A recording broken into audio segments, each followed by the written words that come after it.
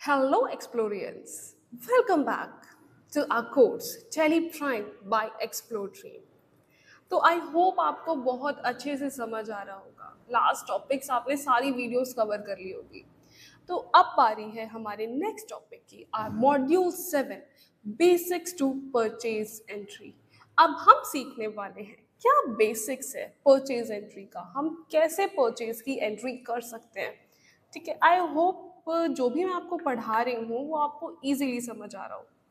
सो चलते हैं हम इसकी तरफ। What is purchase entry? What is purchase entry? Purchase का मतलब क्या होता है? सामान खरीदना। मैं क्या करती हूँ, अपना सामान तो खरीद के लेके आती हूँ। आफ्टर दैट जो मेरे को बिल मिलता है उस बिल की मैं अपनी एंट्री करती हूँ टैली के अंदर, ताकि जो भी काम मैंने किया, जो भी चीज़ें मैंने खरीदी है, कितना स्टॉक है मेरे पास, उसकी मुझे सारी डिटेल्स मिल सके। So, a purchase entry in Teleprime is used to record all business purchases.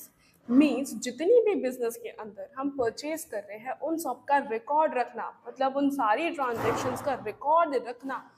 Whether it's buying goods, चाहे आप कोई गुड्स बाय कर रहे हो, चाहे रॉ मटेरियल बाय कर रहे हो, या फिर कोई सर्विस बाय कर रहे हो। तो इन सब ट्रांजेक्शन्स की जब हम डिटेल्स अपने पास रखते हैं, that is what purchase entry. So it includes supply name, supplier का नाम, बिल नंबर। देखो एक जो भी कोई भी हमें बिल देता है ना, तो उसके अकॉर्डिंग अलग अलग हमें नंबर प्रोवाइड किए जाते हैं। तो बिल नंबर, आइटम परचेज, मैंने क्या क्या सामान परचेज किया है वो सारी डिटेल्स, जीएसटी की डिटेल्स, मैंने जो भी कुछ बाय किया था, है ना, जो उस जिससे भी मैंने, जिस पर्सन से भी मैंने बाय किया था उसके पास जीएसटी है, अब उस जीएसटी की details, so that for further I can claim, है ना, क्योंकि मेरे बिजनेस में सारी चीज़ें मेरे लिए मैंडेटरी है। ठीक है, मैंने क्या खरीदा है, कितने का खरीदा है, एवरीथिंग इज मस्ट।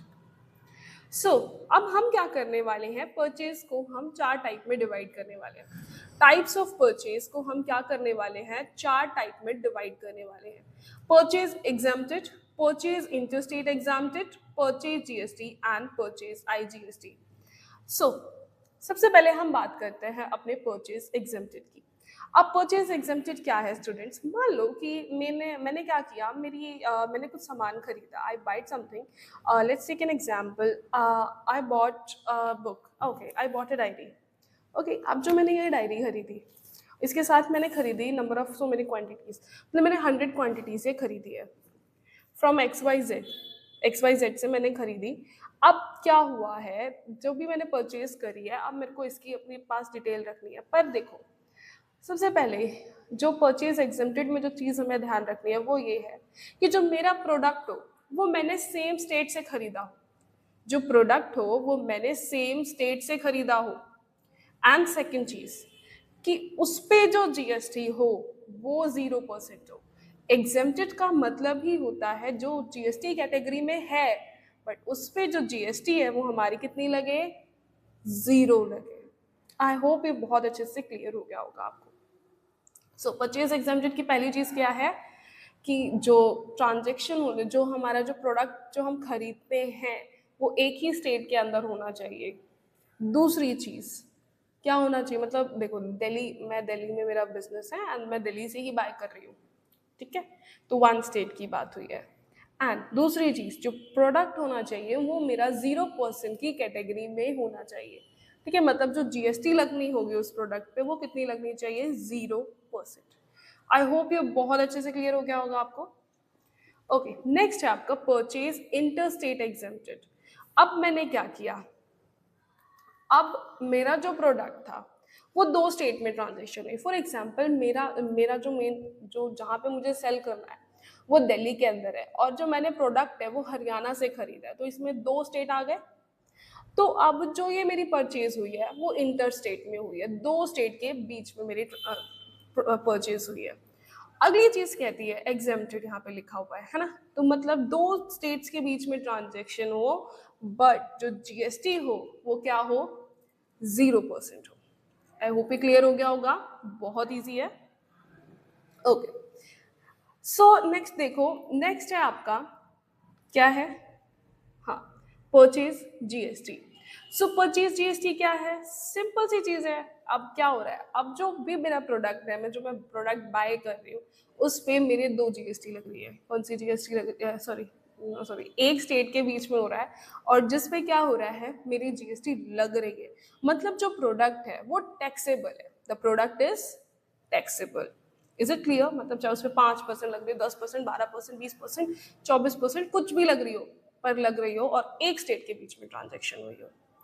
नेक्स्ट आता है आपका परचेज आईजीएसटी। परचेज आईजीएसटी क्या है कि अब जो मेरा जो परचेज है वो 2 स्टेट के बीच में है, और उस पर जीएसटी लग रही हो।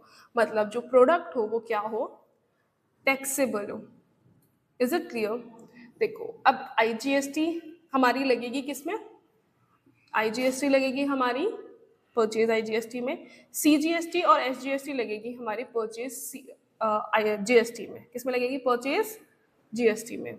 आई होप ये बहुत अच्छे से क्लियर हो गया होगा आपको। और अगर ये वीडियो आपको अच्छी लगी हो, और ये आपको सच में अगर कोर्स में अच्छा लग रहा हो, तो प्लीज़ इस कोर्स को शेयर करो ज़्यादा से ज़्यादा जिनको इस कोर्स की ज़रूरत है। एंड हमें फॉलो कर लो। कहाँ पे? हमारे इंस्टाग्राम पे, ताकि आपको और भी टिप्स मिलती रहा है। ठीक है, और भी कोर्स से रिलेटेड आप लोग अपडेट रहो। और हाँ, ये आपका फर्स्ट पार्ट है, इसका सेकंड पार्ट भी मिलेगा आपको, जिसके अंदर हम करेंगे basics to do purchase entry. हम जहाँ पे क्या करने वाले हैं, परचेज की एंट्रियाँ करने वाले हैं। ठीक है, सो अपने रिव्यूज़ वगैरह, अपने कमेंट्स वगैरह सब शेयर करना। आई होप आपको ये क्लास अच्छी लग रही हो। Okay, bye bye एक्सप्लोरियंस।